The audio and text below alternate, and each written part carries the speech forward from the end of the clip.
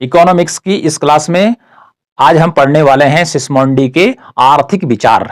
पहली क्लास में, पहले वीडियो में हमने सिस्मोंडी के 3 आर्थिक विचारों को पढ़ा था और बाकी जो शेष विचार हैं इस वीडियो के अंदर हम आसान से आसान शब्दों में उसको समझने का प्रयास करेंगे, कोशिश करेंगे। तो जो विचार हैं इकोनॉमिक्स की कौन सी पुस्तक में मिलते हैं, कौन सी बुक में है, ये आता है आर्थिक विचारों का इतिहास, हिस्ट्री ऑफ इकोनॉमिक थॉट में ये सारे के सारे विचार जितने भी इकोनॉमिक थिंकर हुए हैं उनके मिलते हैं। तो कौन कौन से शेष अन्य जो आर्थिक विचार सिस्मोंडी ने दिए हैं उनमें है जैसे वर्ग संघर्ष के बारे में उसका क्या कहना था, मशीनों के संदर्भ में उसका क्या कहना था, आर्थिक संकट के बारे में उसके क्या विचार हैं, इसी प्रकार से जनसंख्या संबंधी उसके क्या विचार हैं, सरकारी हस्तक्षेप के बारे में उसका क्या कहना है और उसकी सुधार योजना क्या है। ये तमाम जो विचार हैं इनको आज हम यहां पर 1 बाय 1 स्टडी करेंगे। तो शुरुआत करते हैं वर्ग संघर्ष से। किससे करते हैं? वर्ग संघर्ष से। तो उसने माना कि वर्ग संघर्ष, समाज 2 वर्गों में क्यों बट जाता है, तो इसके बारे में उसने किसको जिम्मेदार ठहराया। देखिए, उसने कहा पूंजीवादी आर्थिक क्रियाओं से कुछ लोगों को लाभ होता है। पूंजीवादी आर्थिक क्रियाएं जो चलती हैं, ठीक है, जिसमें वस्तुओं और सेवाओं का उत्पादन होता है, इससे कुछ लोगों को ही लाभ मिलता है, चंद लोगों को लाभ मिलता है, किंतु अधिकांश सामाजिक वर्ग इसका या सामाजिक वर्ग पर इसका गलत प्रभाव पड़ता है। किंतु तो दूसरा जो वर्ग है, एक तो पूंजीपति वर्ग हो गया, लेकिन जो दूसरा काम करता है जिसे श्रमिक वर्ग कहते हैं, मजदूर वर्ग कहते हैं, वह साधनों के अभाव में उस पर जो असर पड़ता है, प्रभाव पड़ता है उसके जीवन पर, वो गलत प्रभाव पड़ता है।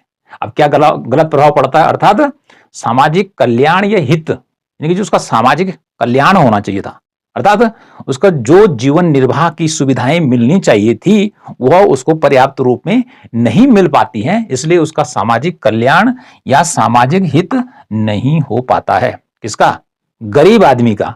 तो पूंजीवादी आर्थिक क्रियाओं से कुछ लोगों को लाभ होता है, कुछ को लाभ होता है, इसका मीनिंग हो गया कि कुछ को लाभ नहीं होता है। तो पूंजीवादी जो क्रिया है या आर्थिक प्रणाली है, यह क्या करती है? समाज को 2 वर्गों में डिवाइड करती है, 2 भागों में बांट देती है समस्त देश के रहने वाले लोगों को। एक बन जाता है पूंजीपति वर्ग और दूसरा बनता है श्रमिक वर्ग। पहला पूंजीपति वर्ग और दूसरा श्रमिक वर्ग या मजदूर वर्ग। अब पूंजीपति और श्रमिक वर्ग ये एक दूसरे के विरोधी हैं, एक दूसरे के क्या हैं? विरोधी हैं। पूंजीपति वर्ग जिसके पास क्या होता है? पैसा होता है, कंपनी का मालिक होता है, उत्पादन के जितने भी साधन हैं उनका ये मालिक होता है, ठीक है जी। और दूसरा वर्ग है श्रमिक वर्ग, इसके पास कुछ नहीं होता है, ये केवल अपना श्रम बेचकर ही पैसा कमाता है।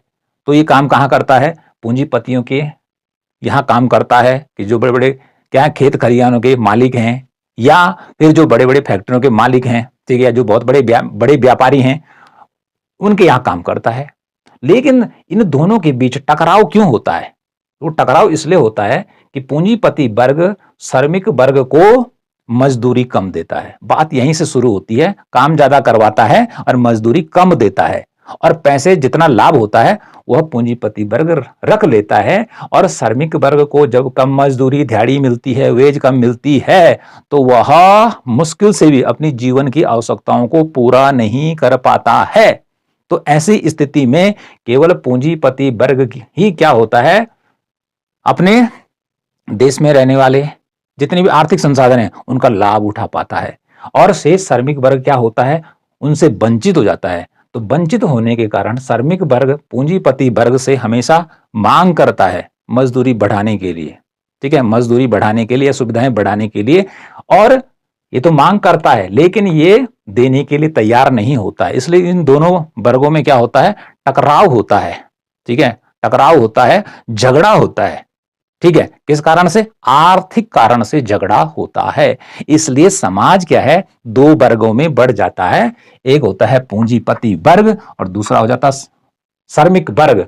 तो ये बताया उसने वर्ग संघर्ष। तो वर्ग संघर्ष का जो मुख्य कारण है वो है पूंजीवादी अर्थव्यवस्था या पूंजीवादी आर्थिक क्रियाएं। नेक्स्ट है 5वें नंबर का मशीनों के संदर्भ में, अर्थात फैक्ट्रियों के बारे में उसका क्या कहना था कि जब उत्पादन मशीनों के द्वारा किया जाने लगता है, पहले तो हाथ से होता था बहुत पहले, लेकिन उसके टाइम में मशीनों से उत्पादन होता था। तो मशीनों के बारे में आज जैसे वर्तमान में कहें तो मशीनों के बारे में हम क्या बोलेंगे कि मशीनों से उत्पादन नहीं होना चाहिए, क्योंकि मशीनें द्रुत गति से काम करती हैं, जल्दी काम करती हैं, समय की बचत होती है और मशीनों से जो भी सामान बनता है उसकी क्वालिटी क्या होती है, अच्छी होती है। तो मशीनों के संदर्भ में जो प्रतिष्ठित अर्थशास्त्री थे, परंपरावादी अर्थशास्त्री एडम स्मिथ और उसके अनुयायी, उनका मानना था कि जो मशीनें होती हैं इनसे उत्पादन करने से क्या होता है, उत्पादन ज्यादा होता है और दूसरा लागत कम आती है, अर्थात वस्तु को बनाने में खर्चा कम होता है। ये इसलिए मशीनों के सपोर्टर थे। और मशीनों के कारण ही क्या हुआ था कि यूरोप में पूंजीवादी अर्थव्यवस्था का जन्म हुआ था। पूंजीवादी अर्थव्यवस्था का जन्म हुआ था सामंतवाद के खत्म होने के बाद।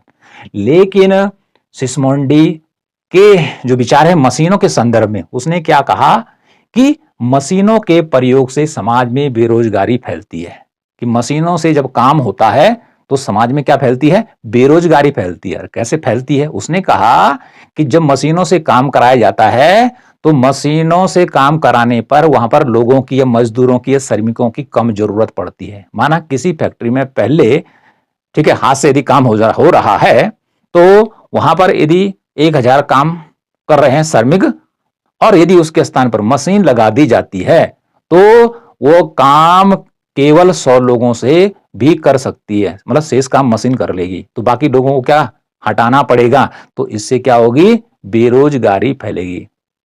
ओके, क्योंकि मशीन जब काम करती है तो मशीनों की सहायता से जब काम कराया जाता है या उत्पादन किया जाता है तो तब श्रमिकों की कम जरूरत पड़ती है। तो उसने कहा मशीनों के प्रयोग से समाज में बेरोजगारी फैलती है। ठीक है, मशीनों के प्रयोग से जब बेरोजगारी फैलती है तो उसने कहा मशीनों का प्रयोग उत्पादन में कम से कम करना चाहिए। मशीनों से उत्पादन नहीं करना भैया, मशीनों से करोगे तो मशीन काम करेगी लेकिन जो व्यक्ति हैं वो तो खाली पड़े रहेंगे। फिर मशीनों से जो काम होगा और जो उत्पादन होगा उसकी लागत घटेगी, तो इससे लाभ किसको होगा, एक तो पूंजीपतियों को होगा और दूसरा लाभ किसको होगा, उपभोक्ता को होगा। कौन उपभोक्ता, जो बाजार से वस्तुओं को क्रय करने का काम करेगा, उसको लाभ क्यों होगा, क्योंकि उसको वस्तुएं सस्ती मिलेंगी। लेकिन मजदूरी जो है, मजदूर की वह गिर जाएगी, क्योंकि जब मशीनों से काम होगा बहुत सारे लोग क्या होंगे, बेरोजगार होंगे, तो कम मजदूरी की दर पर भी काम करने के लिए तैयार होंगे। ठीक है, यदि 100 रुपए मजदूरी है माना, ठीक है जी, और घटकर 50 हो जाती है, लेकिन हजारों लोग क्या बेरोजगार पड़े हैं तो वो 50 रुपए में भी काम करने के लिए आ जाएंगे। तो इस प्रकार से उसने कहा कि मशीनों के प्रयोग से समाज में बेरोजगारी फैलती है। मशीनों का प्रयोग कब लाभदायक हो सकता है, उसने कहा कि तब हो सकता है जबकि उपभोक्ता के साथ साथ श्रमिक को भी लाभ हो। जबकि क्या हो, उपभोक्ता के साथ साथ, क्योंकि उपभोक्ता को क्या होता है, जब मशीनों से वस्तुओं का प्रोडक्शन होता है तो सस्ती मिलती है। ठीक है जी, तो कहता है कि उपभोक्ता को तो सस्ती मिल रही है लेकिन दूसरी तरफ जो श्रमिक है उसकी मजदूरी कम रहती है, तो ऐसे में उसको नुकसान होता है। इसलिए उसने कहा कि मशीनों का प्रयोग कम से कम किया जाए। ठीक है जी, और यदि वो कहता है यदि मशीनें क्या करती हैं, रोजगार को बढ़ाने का काम करती हैं। ठीक है, एक जगह मशीन लगी, वहां पे कुछ लोगों को हटाया गया, अगली जगह मशीन लग गई और उतने ही लोगों को काम मिल जाता है, तब तो उसने कहा ठीक है कि वहां उनको रोजगार मिल गया। लेकिन यदि मशीनें क्या करती हैं, फैक्ट्री में मशीनों का प्रयोग करने से यदि मजदूरों को हटाना पड़ता है या उनकी मजदूरी को घटाना पड़ता है तो फिर मशीनों का प्रयोग उचित नहीं है। यह है मशीनों के संदर्भ में उसके विचार, किसके, सिस्मोंडी के विचार। अगला है आर्थिक संकट उत्पन्न होने का कारण, यानी कि इकोनॉमिक क्राइसिस क्यों उत्पन्न होता है, अर्थात अर्थव्यवस्था में मंदी क्यों आती है। इस पे अपने विचार उसने रखे हैं कि आर्थिक संकट क्यों उत्पन्न होते हैं। जैसे मैं पहले बता चुका हूं कि आर्थिक संकट कब उत्पन्न होता है कि जबकि अर्थव्यवस्था में मंदी आती है, अर्थात वस्तुएं तो बहुत रहती हैं लेकिन उनको खरीदने के बाद लोगों के पास पैसा नहीं होता है, लोग बेरोजगार हो जाते हैं, सड़कों पर आ जाते हैं, तो अर्थव्यवस्था की ऐसी स्थिति हो तो ये मंदी। ठीक है जी, और मंदी से क्या होता है कि उद्योग धंधे धीरे धीरे करके बंद भी होने लगते हैं, ये कंडीशन मंदी की कहलाती है। तो आर्थिक संकट उत्पन्न होने का कारण उसने क्या बताया? देखो सिस्मोंडी क्या था, सिस्मोंडी ने 1815 और 1818 के आर्थिक संकटों को प्रत्यक्ष रूप से देखा था। अर्थात 1815 में और 1818 में यूरोप में जो आर्थिक संकट उत्पन्न हुए थे उसको इसने सिस्मोंडी ने देखा था। अर्थात उसमें वह वहीं रहता था और देख रहा था कि आर्थिक संकटों का सबसे जो बुरा प्रभाव पड़ा है किस पर पड़ा है और ये आर्थिक संकट क्यों उत्पन्न हुए वो उसने देखा है। तो दो सनों के आर्थिक संकट यहां पर लिखे गए हैं। तो आर्थिक संकटों को उसने अपने आप स्वयं देखा, प्रत्यक्ष रूप से देखा, जिसमें उसने पाया कि चंद लोगों के हाथों में धन का संकेंद्रण हो जाता है। अर्थात उसने देखा कि भाई ये आर्थिक मंदी क्यों आ रही है, ठीक है जी, आर्थिक संकट क्यों आ रहा है। उसने पाया कि कुछ लोगों के पास बहुत पैसा हो गया है, बहुत पैसा हो गया है और कुछ लोग ऐसे हैं जिनके पास कुछ नहीं है। तो इस प्रकार से उसने पाया कि एक वर्ग के पास तो क्या है, जिनकी संख्या बहुत कम है, वो चंद लोग हैं और वो होते हैं पूंजीपति, तो उनके पास बहुत पैसा आ गया है। और दूसरा वर्ग है श्रमिक वर्ग, मजदूर वर्ग, और उसकी संख्या है बहुत बड़ा, ठीक है, बहुत बड़ी संख्या है उसके, लेकिन उसके पास आय कम है। तो इसलिए उसने कहा कि आर्थिक संकट जन्म लेते हैं, ठीक है। और अधिकांश लोग जिस कारण गरीब हो जाते हैं, क्योंकि जब धन का संकेंद्रण या कुछ लोगों के पास पैसा रहेगा वो पूंजीपति होंगे, तो जिसके पास पैसा नहीं रहेगा तो क्या हो जाएगा, गरीब हो जाएगा। तो उसने गरीब की जो कल्पना की है वो श्रमिक वर्ग से की है, ठीक है जी। और जो अमीर वर्ग की उसने कल्पना की है वह किससे की है, पूंजीपति वर्ग से की है। और कल्पना नहीं की है क्योंकि उसने 1815 और 1818 का जो आर्थिक संकट था उसको उसने स्वयं देखा था, स्वयं देखा था। कैसे देखा था, जैसे वर्तमान में कोई भी घटना होती है तो हमारे सामने होती है, हम उसको देखते हैं, तो उसने ऐसा ही देखा था। ओके, तो आगे देखिए, संकेंद्रण में जाता है और गरीबी बढ़ जाती है। देखो मांग गिरती है। जब क्या होता है, लोग गरीब होते हैं तो गरीब लोग वस्तुओं को नहीं खरीद पाते हैं, तो इससे क्या होता है, वस्तुओं की मांग कम हो जाती है। वस्तुओं की मांग क्या हो जाती है, कम हो जाती है। अब मांग कम होती है तो मांग कम होने से क्या होता है कि वस्तुओं की कीमतें गिर जाती हैं। जब मांग किसी वस्तु की क्या होगी, कम होगी, बिकेगी नहीं, तो वस्तु की कीमत क्या होगी, घटानी पड़ती है। वस्तु की कीमतें क्या होती हैं, घट जाती है। और जब वस्तु की कीमत घट जाती है तो ऐसे में क्या होता है, फैक्ट्री मालिक को क्या करना पड़ता है, मजदूरों को, श्रमिकों को फैक्ट्री से निकालना पड़ता है भाई, क्योंकि बाजार में मांग कम हो गई है, ठीक है। तो ऐसी स्थिति में श्रमिक क्या हो जाते हैं, बेरोजगार हो जाते हैं और अर्थव्यवस्था में बेरोजगारी फैलती है। ओके, तो ये है उसका आर्थिक संकट उत्पन्न होने का कारण। नेक्स्ट है उसका 7वां नंबर का विचार, ठीक है जी, जनसंख्या संबंधी विचार। अर्थात जनसंख्या के बारे में उसने क्या बताया कि जनसंख्या ज्यादा अच्छी होती है कि कम अच्छी होती है। ओके, ये जनसंख्या को कैसे नियंत्रित किया जाए, ओके, नियंत्रित किया जाए, मतलब बढ़ रही है तो कैसे घटाई जाए, घट रही है तो कैसे बढ़ाई जाए, यही तो उसके जनसंख्या संबंधी विचार होंगे। तो क्या कहा उसने, देखो भाई, जनसंख्या संबंधी उसके विचार हैं कि देश की जनसंख्या आय के अनुसार होनी चाहिए।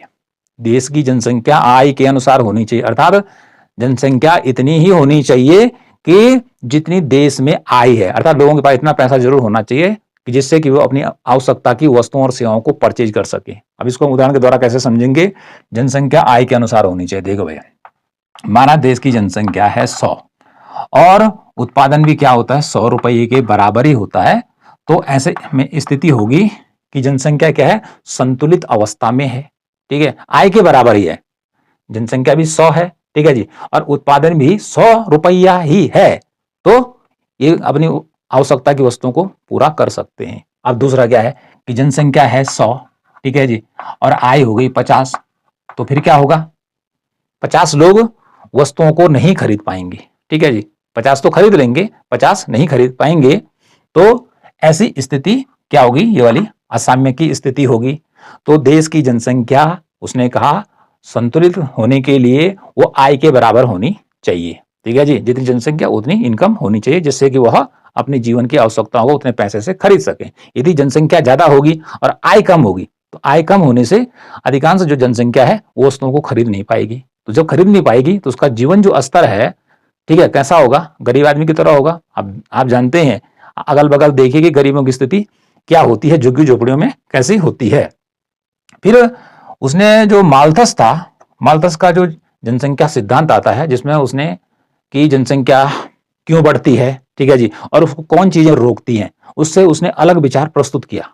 ठीक है, अलग विचार उसने प्रस्तुत किया कि जैसे कि माल्थस ने दिया था उस ढंग से उसने उसको नहीं कहा। उसने कहा कि जनसंख्या आय के अनुसार होनी चाहिए, ये तो अच्छी बात है। उसने कहा जनसंख्या कार्य और मजदूरी के अभाव के कारण सीमित होती है, अर्थात जनसंख्या क्यों घटती है या बढ़ती नहीं है, सीमित क्यों रहती है, मतलब 100 या तो 100 तक क्यों अटकी हुई है। उसने इसका कारण जो बताया, उसने कहा कार्य अर्थात लोगों के पास काम नहीं होता है और फिर मजदूरी नहीं होती है। जब काम और मजदूरी नहीं होती है तो उसने क्या कहा आगे कि जो लोग होते हैं, ठीक है, जो नौजवान होते हैं, वह शादी रोजगार के अभाव में देरी से ही होती है, उनकी शादी देर से होती है, वो शादी देर से करते हैं। जब शादी देर से करते हैं तो बच्चे भी क्या होंगे, देर से ही होंगे, तो जिससे जनसंख्या नहीं बढ़ती है। तो कुल मिलाकर उसने कहा कि जनसंख्या सीमित या कम इसलिए होती है कि लोगों के पास रोजगार नहीं होता है। रोजगार नहीं होता है तो फिर उनके पास मजदूरी पैसा भी कहां से होगा, ठीक है। और जब पैसा नहीं होता है तो वे तब तक शादी नहीं करते हैं जब तक उनको नौकरी नहीं मिलती है, रोजगार नहीं मिलता है। इससे जनसंख्या क्या हो जाती है, सीमित हो जाती है। ऐसा माना है किसने, सिस्मोंडी ने। आगे उसने क्या कहा कि गरीब और बेरोजगारों को विवाह नहीं करना चाहिए। उसने कहा कि जो गरीब आदमी है, ठीक है, और जिनके पास आय के साधन नहीं है, तो उनको विवाह कब तक नहीं करना चाहिए, सरकार को ऐसी नीति बनानी चाहिए जब तक वो जॉब ना लगे, जब तक वह नौकरी ना लगे तब तक उनको शादी नहीं करनी चाहिए। यदि वो शादी करेंगे तो क्या करेंगे, जनसंख्या को बढ़ाने का काम करेंगे। इसलिए उसने सरकार को यहां पर नसीहत दी है कि ऐसी नीति बनाए कि जो गरीब है, बेरोजगार है, जब तक उसको नौकरी नहीं मिलती है तब तक उसको शादी नहीं करनी है, नहीं तो वो जनसंख्या को बढ़ाने का काम करेगा। ओके, अगला देखिए, जनसंख्या के बाद आता है सरकारी हस्तक्षेप। क्योंकि जो पूंजीवादी प्रणाली है, एडम स्मिथ वो क्या मानता था कि सरकार को किसी भी आर्थिक क्रिया में हस्तक्षेप नहीं करना चाहिए। पूंजीवादी अर्थव्यवस्था अपना आप चलती है, कीमत यंत्र पर चलती है, ठीक है, हमेशा पूर्ति मांग के बराबर होती है। तो इसके ठीक उल्टा किसने इसने कहा, किसने, सिस्मोंडी ने, सरकारी हस्तक्षेप के बारे में, कि उत्पादन व नए नए आविष्कारों पर सरकार का नियंत्रण हो। उसने कहा, किसने, सिस्मोंडी ने। भाई जो पूंजीपति है वो तो चाहते अधिक से अधिक क्या हो, उत्पादन हो, ठीक है जी। तो उसने कहा इससे हो जाती है समस्या ओवर प्रोडक्शन की। वे तो कहते थे कि पूर्ति अपनी मांग स्वयं पैदा करती है, जेबीसी के कथन के अनुसार, लेकिन बाद में सिस्मोंडी ने कहा है कि ऐसा नहीं होता है, ओवर प्रोडक्शन या अति उत्पादन समाज में होता है। तो उसने कहा सरकार को चाहिए कि वो इतना ही उत्पादन करें, ठीक है जी, इतना ही उत्पादन करें कि जितनी जरूरत है, ठीक है, अति उत्पादन नहीं करना है। अति उत्पादन करने से क्या होता है, कीमतें गिरती हैं, कीमतें गिरती हैं, और कीमत गिरने से क्या होता है, फिर मजदूरी घटती है, और मजदूरी फिर घटते घटते एक बार ऐसी स्थिति आती है कि उनको रोजगार से हटाना पड़ता है, या इतनी कम मजदूरी उनको मिलती है कि जिससे कि वो शोषण का शिकार हो जाते हैं। तो पूंजीवादी अर्थव्यवस्था को या पूंजीपतियों को किसने, सिस्मोंडी ने क्या बताया है कि ये श्रमिकों का शोषण करते हैं, मजदूरों का शोषण करते हैं, गरीबों का शोषण करते हैं, और अपना क्या करते हैं, पोषण करते हैं। तो उसने कहा उत्पादन सरकार को नियंत्रित करना चाहिए, ठीक है, ज्यादा उत्पादन ना करे, जितनी जनसंख्या उतना ही उत्पादन करे, ज्यादा उत्पादन करें तो श्रमिकों को नुकसान और पूंजीपतियों का फायदा होता है। इसलिए जरूरी है सरकारी हस्तक्षेप करें या सरकार नीति बनाए। नए नए आविष्कारों पर सरकार का नियंत्रण, अर्थात उत्पादन और जो नए नए आविष्कार हो रहे हैं, उसने कहा इन पर भी सरकार का नियंत्रण होना चाहिए।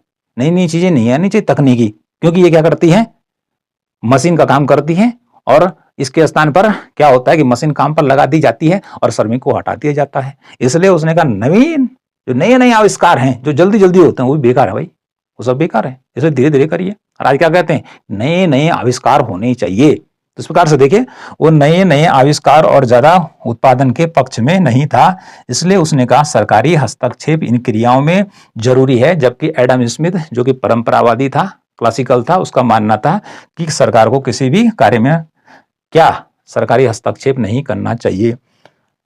और जो अंतिम इसका विचार हमने यहां पर लिया है, यह है सिस्मोंडी की सुधार योजना। अब जब उसने इतनी आर्थिक बातें बतला दी हैं, तो अब क्या योजना है उसके पास कि अर्थव्यवस्था किस प्रकार की होनी चाहिए, श्रमिकों को लाभ कैसे मिल सकता है, ये उसने अपनी सुधार योजना में बताई है। अपनी उसने सुधार योजना में बतलाने का काम किया है किस प्रकार से श्रमिकों का हित हो सकता है।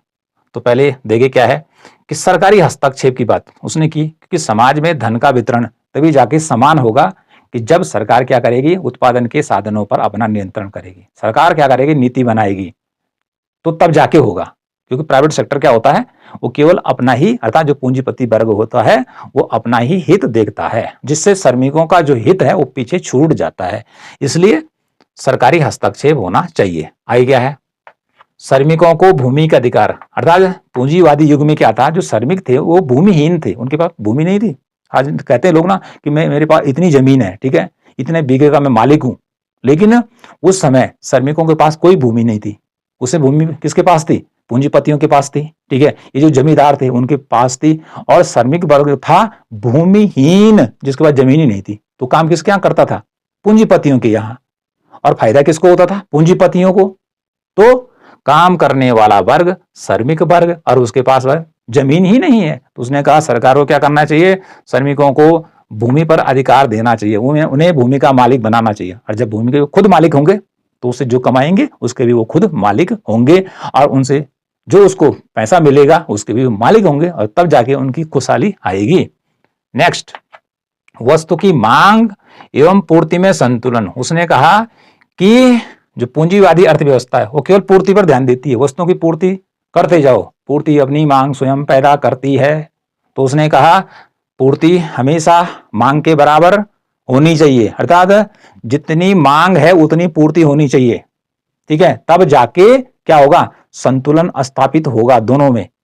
तो वस्तुओं की मांग और पूर्ति में संतुलन जरूरी है। यदि पूर्ति ज्यादा हो गई, ठीक है जी, और मांग कम है, तो फिर कीमतें गिरती हैं, कीमतें घटती हैं भाई। जब उसने बाजार में दुनिया भर की पड़ी हुई है और लोगों के पास पैसा नहीं है या कम है, तो क्या होगा, कीमतें गिरती गिरती के नीचे हो जाएंगी। तो कम होंगी तो वस्तुएं सस्ती बिकेंगी। सस्ती बिकने से क्या होगा कि उधर जो फैक्ट्री का मालिक है वो देखेगा भाई इनको मैं ज्यादा मजदूरी दे रहा हूं मजदूरों को, तो वो क्या करेगा, उनकी मजदूरी घटा देगा। ठीक, यदि डिमांड या मांग और गिरती है तो वो उनको निकाल देगा। ठीक है, इसलिए हमेशा मांग जो है, वस्तुओं का जो उत्पादन है वो हमेशा पूर्ति के बराबर होना चाहिए, पूर्ति ज्यादा नहीं होनी चाहिए। अगला कहा उसने छोटे छोटे उद्योग धंधों की स्थापना। उसके काल में बड़े बड़े कल कारखाने लगे थे, बड़ी बड़ी फैक्ट्रियां लगी थी। तो बड़ी बड़ी जो फैक्ट्रियां होती हैं वह, उनमें श्रमिकों की संख्या की जरूरत कम पड़ती है। तो उसने कहा क्या होना चाहिए कि छोटे छोटे उद्योगों की स्थापना की जाए। भाई जगह जगह जगह जगह छोटे छोटे उद्योगों की स्थापना की जाए, तो छोटे छोटे उद्योग होंगे जिन्हें हम लघु उद्योग कहते हैं, तो लोगों को ज्यादा काम मिलेगा। ज्यादा काम मिलेगा तो इससे क्या होगी, बेरोजगारी कम होगी। तो बड़े उद्योग धंधों के पक्ष में वो नहीं था, वो चाहता था कि छोटे छोटे उद्योग धंधे पूरे देश में फैले हुए हों जिससे कि सभी को लाभ पहुंचे। ठीक है, बड़े उद्योग धंधों के पक्ष में वह नहीं था। श्रमिक संघों की स्थापना, वो चाहता था कि जो श्रमिक लोग काम करते हैं पूंजीपतियों के यहाँ, इनका संगठन होना चाहिए, संघ होना चाहिए, एसोसिएशन होना चाहिए। और वो भी कैसा होना चाहिए, रजिस्टर्ड। यदि इनकी मजदूरी घटाते हैं पूंजीपति तो ये उसके लिए लड़ सके, जिससे कि पूंजीपति इनकी जो मजदूरियां हैं उनको न घटा सके। ठीक है, यदि घटाते हैं तो ये आंदोलन करेंगे, इनके पास अधिकार होगा तो ठीक है, ये हड़ताल करेंगे, काम धंधा ठप कर देंगे, तो फिर पूंजीपति इनकी मजदूरी को बढ़ाने का काम करेंगे। और इसी के साथ जो श्रमिक अलग अलग बिखरे हुए होते हैं, ठीक है, जो कि पूंजीपति के अगेंस्ट अकेला नहीं लड़ सकता है, एक साथ लड़ेंगे तो जरूर ही क्या होगा, पूंजीपति पर इसका दबाव पड़ेगा। ठीक है, और वो मजदूरी को बढ़ाने का काम करेगा। इसलिए श्रमिक संघों की स्थापना होनी चाहिए। अगला है सामाजिक सुरक्षा योजना। उसने कहा कि जो भाई पूंजीपति हैं जिनके यहाँ श्रमिक काम करते हैं, मजदूरी करते हैं, उनको क्या करना चाहिए, सामाजिक सुरक्षा योजना चलानी चाहिए। किसके लिए, श्रमिकों के कल्याण के लिए। अब ये सामाजिक सुरक्षा योजना क्या होती है, माना कि श्रमिक काम कर रहा है और मशीन, ठीक है, के कारण उसका हाथ पांव कुछ कट जाता है या मर जाता है, तो ऐसे संबंध में उसका दुर्घटना बीमा होना चाहिए, जिससे कि यदि वो चला जाए, ठीक है, तो उसके परिवार को पैसे मिल जाएं। तो ऐसी सामाजिक सुरक्षा योजना पूंजीपतियों को अपने यहाँ लागू करनी है। ठीक है, पेंशन की व्यवस्था करनी है। ठीक है, कि जब वो रिटायर होगा तो पेंशन मिलेगी, यदि बीच में किसी कारण से, ठीक है, डेथ हो गई तो तब भी उसके परिवार को पेंशन मिले, तो उसके परिवार का जीवन चल सके। तो इसलिए उसने कहा सामाजिक सुरक्षा योजना कहाँ होनी चाहिए? फैक्ट्री मालिकों के द्वारा अपने फैक्ट्रियों में चलाई जानी चाहिए, अपनी कंपनियों में चलाई जानी चाहिए। इसके अलावा उसने कहा बेरोजगारी भत्ता, यदि श्रमिक क्या होते हैं, बेरोजगार हो जाते हैं, आपकी कंपनी कुछ दिन काम नहीं करती है तो आप मजदूरी नहीं देते हैं, या क्या होता है फैक्ट्री में उत्पादन कम हो जाता है तो आप उनको निकाल देते हैं, तो उस समय इनके पास आय का साधन क्या होगा? तो सिस्मोंडी ने कहा ऐसी स्थिति में पूंजीपतियों को श्रमिकों को क्या देना चाहिए? बेरोजगारी भत्ता, पैसा दो भाई उनको उस समय कुछ, जिससे कि वो खा पी सके। अगला है कार्य के घंटों का नियमन। उसने देखा कि जो कार्य के घंटे हैं ये कुछ फिक्स होने चाहिए कि कितने घंटे एक श्रमिक काम करेगा, कहां? फैक्ट्री में, पूंजीपतियों के यहां कितना काम करेगा, क्योंकि उस समय होता क्या था कि वह 12 घंटे तक काम करने पे लगा हुआ है, ठीक है, कई घंटे काम करने पे लगा हुआ है, सुबह से लेकर शाम तक लगा हुआ है और मजदूरी वही। तो उसने कहा कि मजदूरों की कार्य करने की जो समय सीमा है, जो घंटे उसको निर्धारित करना है सरकार को, नहीं तो ऐसी स्थिति में जो है श्रमिकों का शोषण करते हैं पूंजीपति, ठीक है। जैसे वर्तमान में है तो कितने घंटे ऑफिस चलता है? 10 बजे शुरू होता है ऑफिस, ठीक है, सरकारी ऑफिस 10 बजे से शुरू होते हैं, तो 10 और 2 12 और 5 बजे तक चलते हैं, ठीक है जी। तो कितने घंटा काम है? 7 घंटे के आसपास काम होता है, ठीक है जी। तो इस प्रकार से काम के घंटे कम करने हैं, जिससे काम के घंटे कम करने से श्रमिक का क्या क्या फायदा होने वाला है, क्योंकि फिर उसको क्या करना है, आराम भी तो करेगा, आराम भी करेगा, ठीक है, नहाएगा धोएगा कपड़ा धोएगा, इधर उधर उसको घूमना भी है, तो काम के घंटे कम होने चाहिए जिससे उसको काम करने में इंटरेस्ट आए। अगला है स्त्रियों एवं बच्चों को काम पर न लगाना, क्योंकि जो पूंजीपति थे वह जो लेडीज थी, स्त्रियां और जो छोटे बच्चे होते थे उनको काम पे लगा देते थे। वो जानते थे कि ये विरोध नहीं कर पाएंगी, साथ में ये काम तो पूरा ही करेंगी, ठीक है, और इनको मजदूरी कम मिलेगी।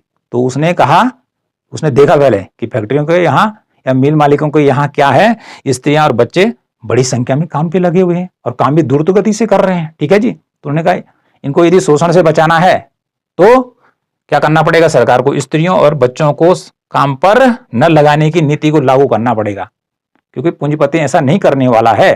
तो इस प्रकार से सिस्मोंडी की यह सुधार योजना थी कि यदि हम ऐसा काम करेंगे, ठीक है, ऐसे काम यदि अर्थव्यवस्था में समाज में होते हैं तो श्रमिक वर्ग का भला हो सकता है। तो यह है सिस्मोंडी की सुधार योजना। तो आज हमने इस टॉपिक के अंदर क्या डिस्कस किया, हमने पिछले वीडियो में जितने आर्थिक विचार उसने दिए थे केवल उसमें हमने 3 पढ़ाए थे और आज हमारे शेष इसमें रह गए थे, तो ये हमने कंप्लीट कर दिए। तो मिलते हैं नेक्स्ट वीडियो में।